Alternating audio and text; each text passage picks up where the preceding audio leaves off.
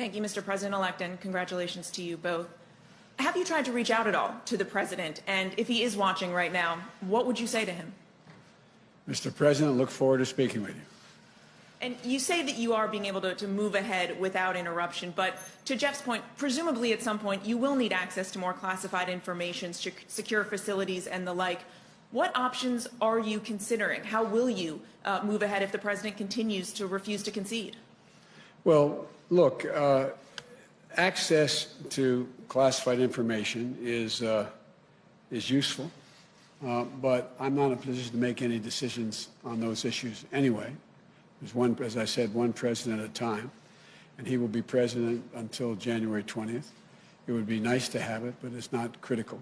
And we're just going to proceed the way we have. We're going to do exactly what we'd be doing if he had conceded and said we've won, which we have. And so there's nothing really changing. But not ruling out legal action? No, I don't see a need for legal action, quite frankly.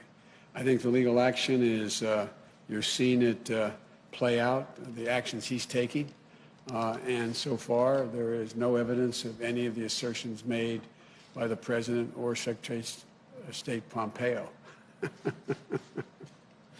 Secretary of State Pompeo.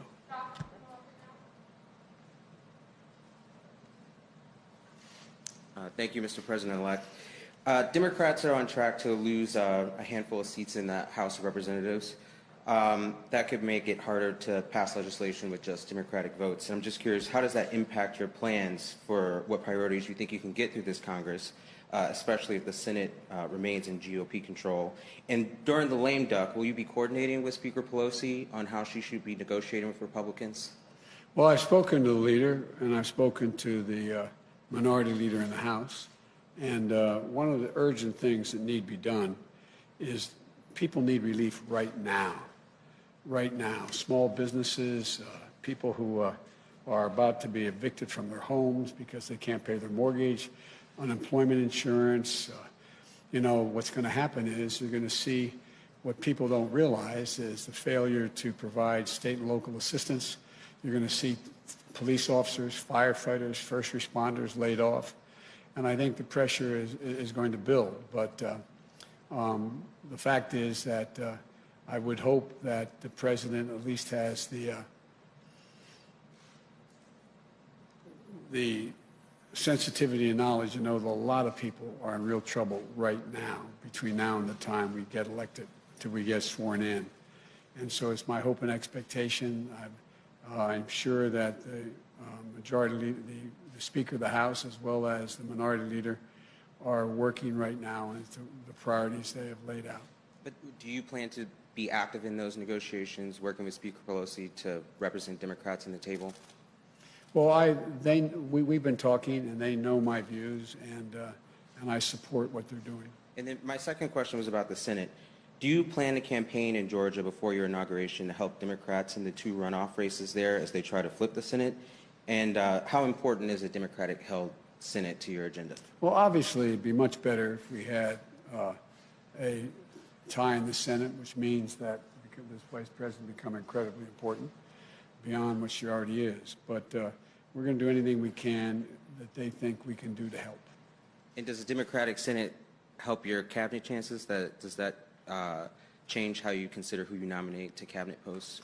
No, I don't think so. I take McConnell at his word. I understand he said that he will make it clear who he's prepared to support and not support, and that's a negotiation that I'm sure we'll have. Look, one of the things that I would do as president-elect and when I become president is lay out to the Republicans as well as the Democrats who we intend to name for each cabinet position.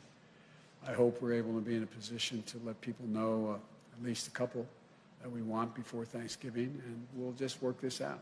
Look, I am not a pessimist, as you know, and I think there are enough Republicans who have already spoken out, but I think there will be many more, not many more, there'll be a larger number once the election is declared and I'm sworn in, to be able to get things done. I think they understand. For example, I can't imagine there not being a willingness on the part of Republicans. There's going to be significant pressure to deal with health care.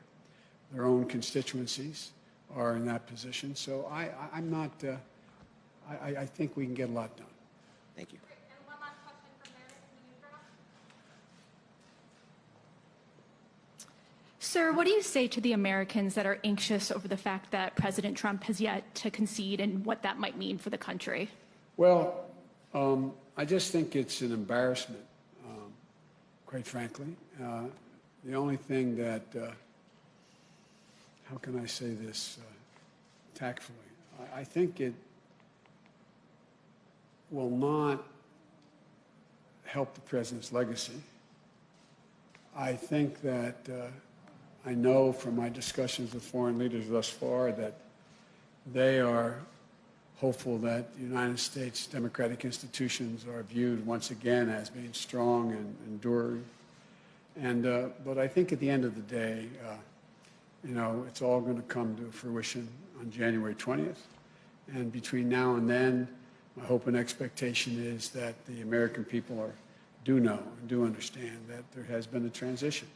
Even among Republicans who are people who voted for the president, I understand the sense of loss. I get that. But I think the majority of the people who voted for the president, a lot voted for him, a significantly smaller number, but a lot voted for him. I think they understand that we have to come together. I think they're ready to unite, and I believe we can pull the country out of this bitter politics that we've seen for the last 5, 6, 7 years. And just to follow up on a previous question, how do you expect to work with Republicans if they won't even acknowledge you as president-elect? They will. They will. Thank you all so very much. Thank you.